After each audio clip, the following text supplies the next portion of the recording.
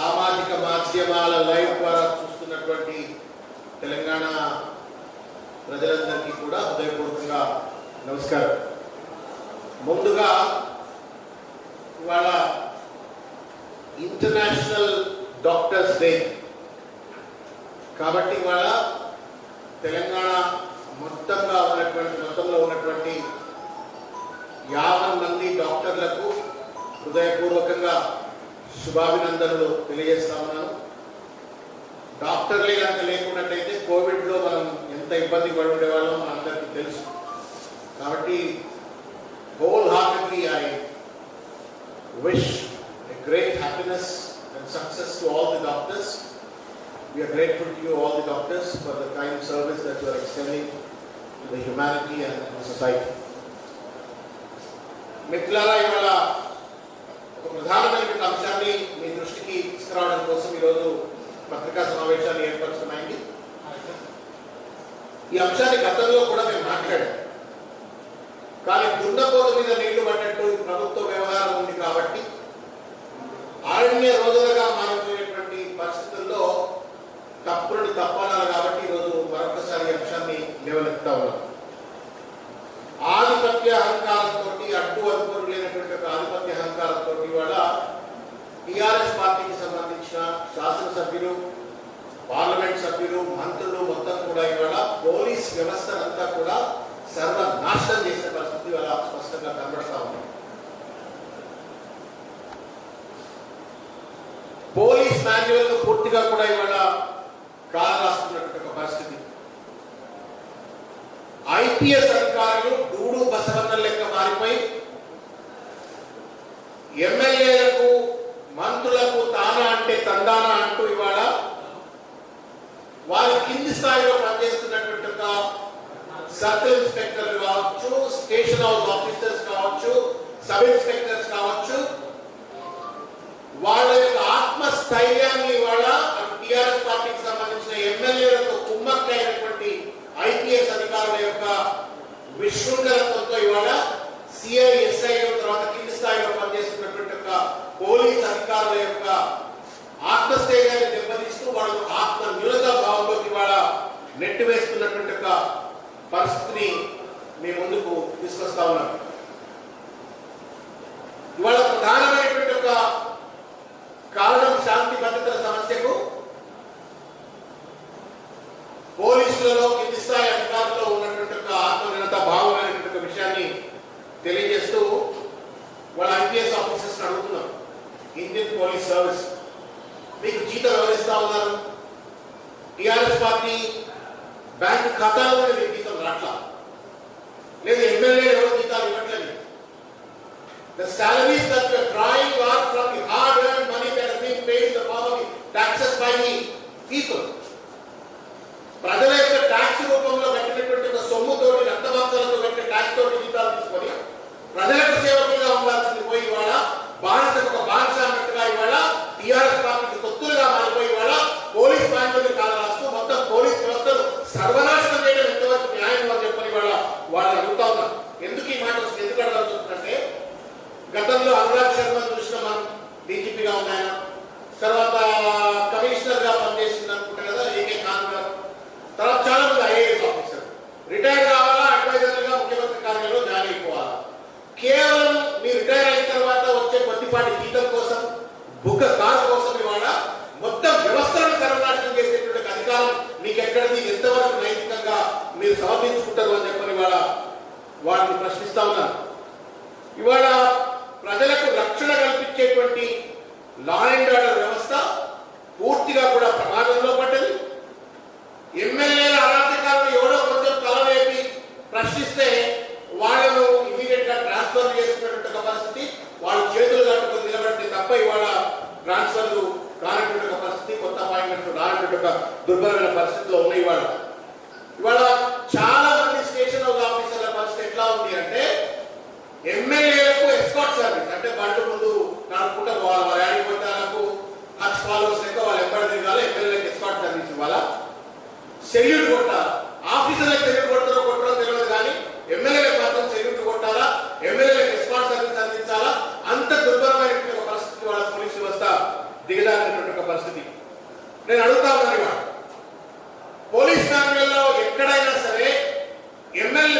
CI transfer చేయాలంటే, station officer transfer చేయాలంటే police మాన్యువల్లో ఎమ్మెల్యేనో ఎంపీనో మంత్రో letter కావాలా, ఉంటేనే ట్రాన్స్ఫర్ చేస్తున్నాం అని చెప్పని పోలీస్ మాన్యువల్లో ఉందా?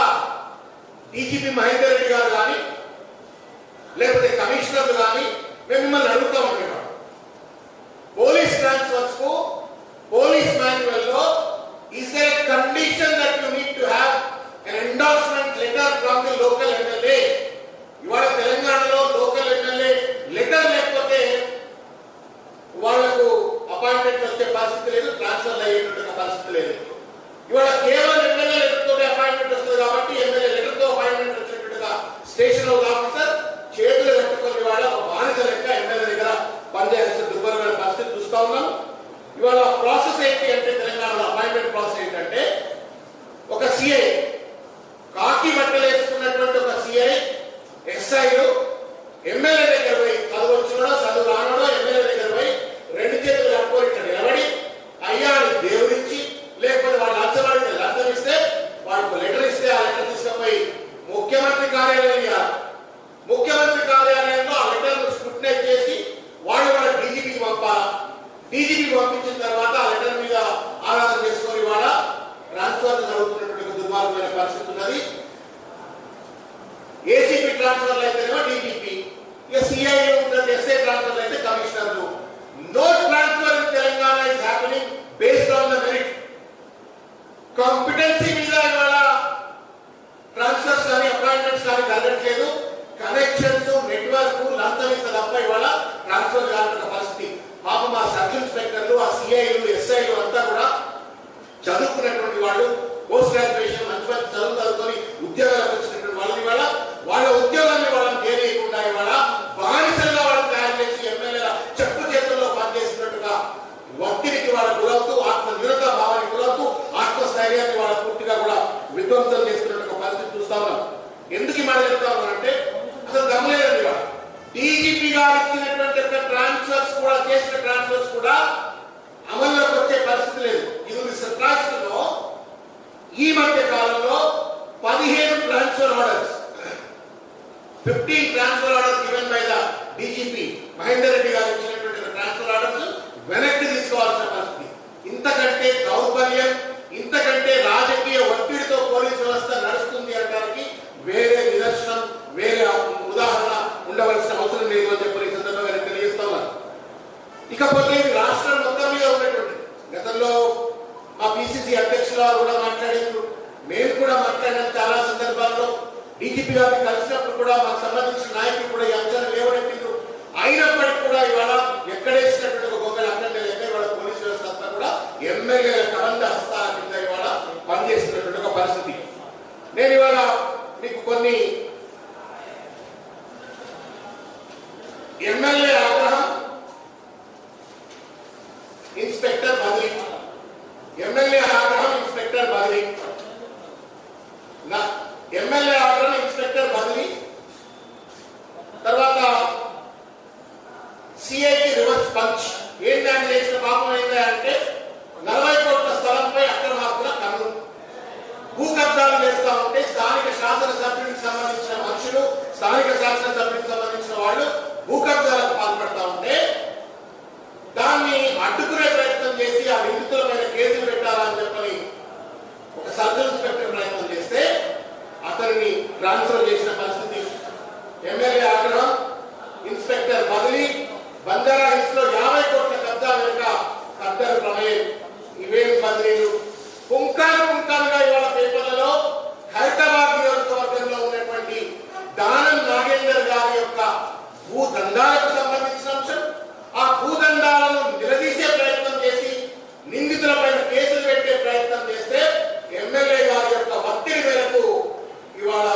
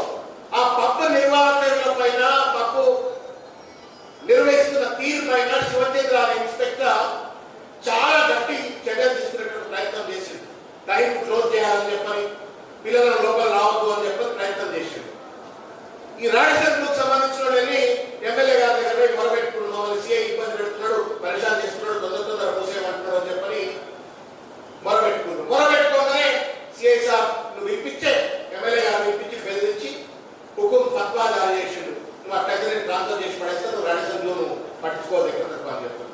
ఆయన భయపడ్డాడు, ఎమ్మెల్యేగా పైవానే పెద్ద ఆయన భయపడి ఆయన రాడిసన్లో జోలిపోవడం బంద్ చేసిండు.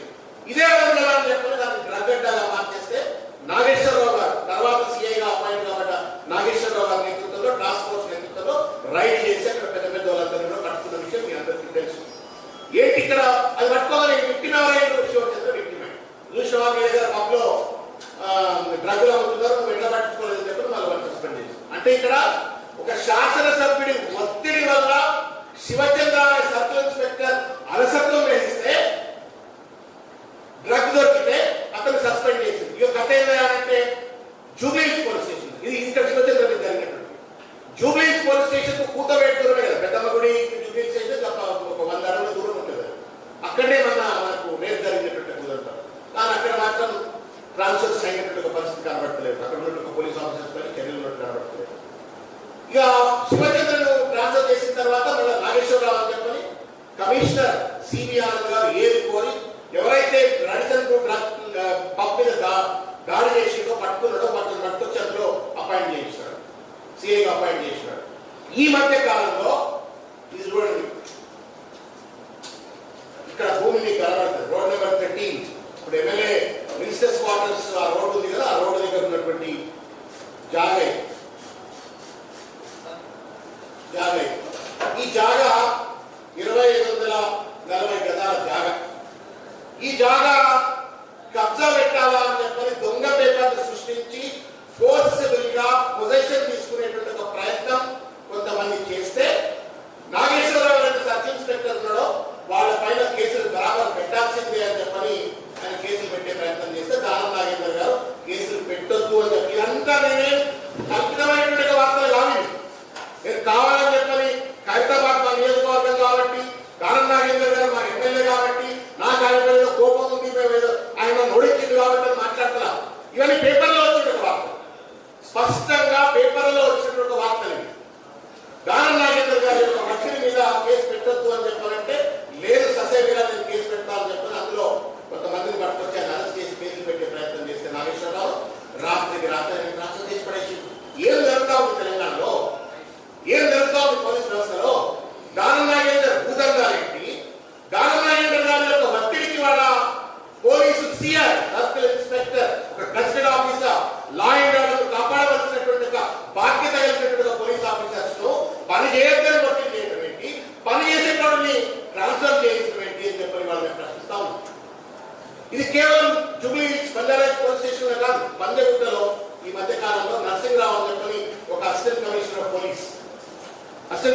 పోలీస్ అపాయింట్ చేసింది. నరసింహరావు అని చెప్పారు, అపాయింట్మెంట్ ఆర్డర్ వచ్చిందో లేదో మళ్ళీ క్యాన్సిల్ అయిపోయింది. అప్పటిదాకా ఉన్న గణేష్ అనే ఒక వ్యక్తిని అట్లే రిటైన్ చేస్తూ కొనసాగించారు. Same thing happened in Sanjeev Nagar PS లో కూడా అట్లే జరిగింది.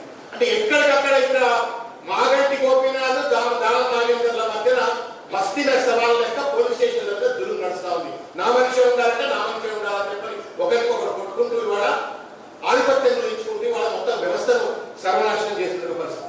ఇంత పెద్ద ఎత్తున ఇవాళ భూదందాలు జరిగితే 2540 గజాలు అంటే దాదాపు 50 కోట్ల విలువైన భూమి అది తాగేలేదు.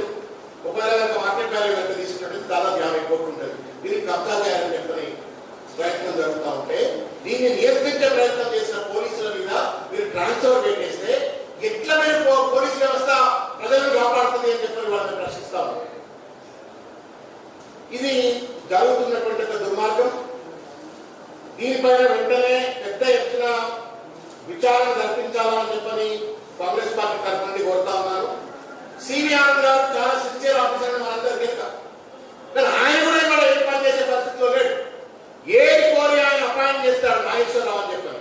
ఏం కష్టం, ఏం తప్పు చేయకుండా ఏ రకమైన తప్పు చేయాలి, చేస్తే తప్పు ఏంటంటే భూమిని కాపాడాలా, ఆ భూ బాధితులు ఎవరైతే ఉన్నారో కబ్జాదారుల నుండి కాపాడే ప్రయత్నం చేసి కేసులు పెట్టే ప్రయత్నం చేస్తే అతన్ని ట్రాన్స్ఫర్ చేస్తారు. మరి ఏం విలువ ఉన్నట్టు సిబి ఆనంద్.